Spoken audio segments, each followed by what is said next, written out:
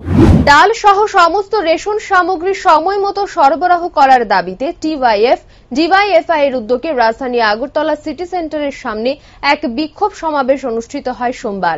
4 মাস যাবৎ রাজ্যের বিভিন্ন রেশন দোকানগুলিতে ডাল সরবরাহ বন্ধ এবং কেরোসিন তেলের দাম বৃদ্ধি করার প্রতিবাদে সরব হয় এদিন সংগঠনের কার্যকর্তারা।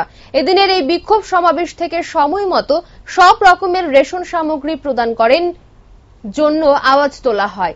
এদিন বর্তমান সরকারের বিভিন্ন নীতির বিরোধিতা করে সংগঠনের কার্যকর্তারা। আমরা নানাভাবে খবর পাচ্ছি রাজ্য সরকার রেশনে যে 2 টাকা দরে চাল দেওয়ার যে সিদ্ধান্ত বামফ্রন্ট সরকার গ্রহণ করেছিলেন, এই সিদ্ধান্ত থেকে সরে গিয়ে সরকার চালের দাম কয়েক গুণ বাড়িয়ে দেওয়ার সিদ্ধান্ত নেওয়ার পরিকল্পনা করছেন। এমনকি ডালের দাম কয়েক গুণ বাড়ার কথা রাজ্য সরকার ভাবনা চিন্তা করছেন, সিদ্ধান্ত করার দিকে যাচ্ছেন। আমরা ডিওয়াইএফআই এবং টিওএফ আমরা রাজ্যের খাদ্য দপ্তরের অধিকর্তার নিকট চিঠি দিয়েছিলাম ডেপুটেশন প্রদানের জন্য। অধিকর্তা আমাদের এখনো সময় দেননি। আমরা এখন আজকের মিছিলের কথা ভেবেছিলাম, পুলিশ প্রশাসন আমাদের মিছিল করার অনুমতি দেননি। এই গুরুত্বপূর্ণ ইস্যুতে আমরা বাধ্য হয়ে রাস্তায় 15 মিনিটের অবস্থানে বিক্ষোভ করছি।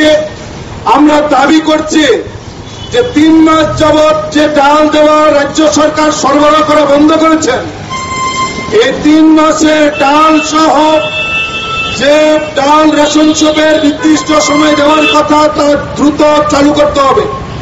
যে দামে রেশন শপে এতদিন ডাল দেওয়া হতো, সেই দামে ডাল রেশন শপে দিতে হবে।